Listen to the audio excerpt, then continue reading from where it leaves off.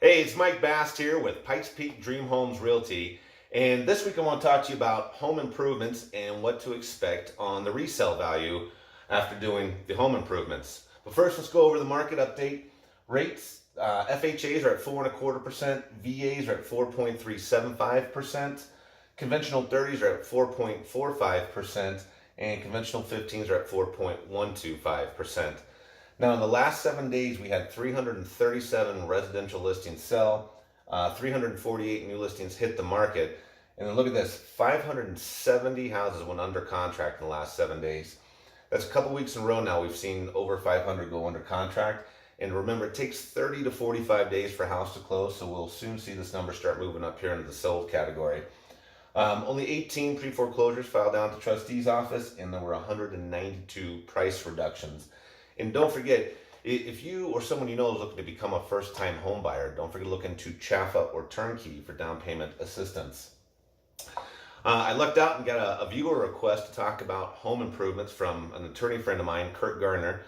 Highly recommend him. So if you ever find yourself needing legal assistance, he specializes in family law. And so, Kurt, this one's for you. The first thing that really came to mind when it comes to getting a good return on investment on doing a home improvement house is finishing a basement. When you finish a basement, depending on what side of town you're on, you're looking at anywhere from dollar for dollar all the way up to $2 for every dollar you put into finishing that basement. I mean, think about it. You add another bedroom, you add another bathroom, and we're talking about selling houses here anywhere from $100 a square foot up to $200 a square foot on average. So when you finish that basement, you could actually see yourself increasing your home value just from finishing that space down there in the basement. I got a cheat sheet here from Cost versus Value. Thank you to Celeste over there at Land Title for handing this out. They're saying kitchen remodels to only expect a 70% return on investment and only a 60% return on investment for bathroom remodels.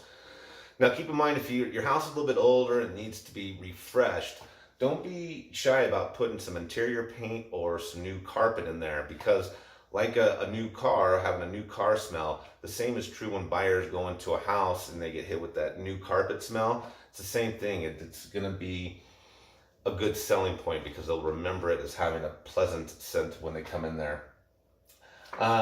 Exteriors.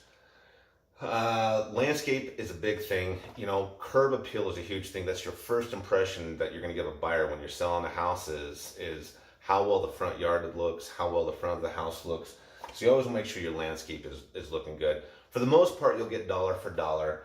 The big thing is grass versus xeriscaping, or xeriscaping, however you want to pronounce that. My mentor told me when I first got into business, you have two types of buyers out there. You have your green people and you have your blue people. And it's the same way with buyers. Either they're going to like natural landscaping with grass and bushes and things to take care of and tend. And you're going to have people that don't want to do any yard maintenance at all, and they would prefer xeriscaping. So either way you look at it, you're going to find yourself probably dollar for dollar right about there with any investment you put into your landscaping.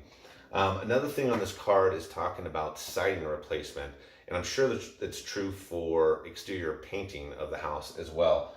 You can look at about a 60% return on investment for redoing the exterior of the house, whether it be paint or new siding.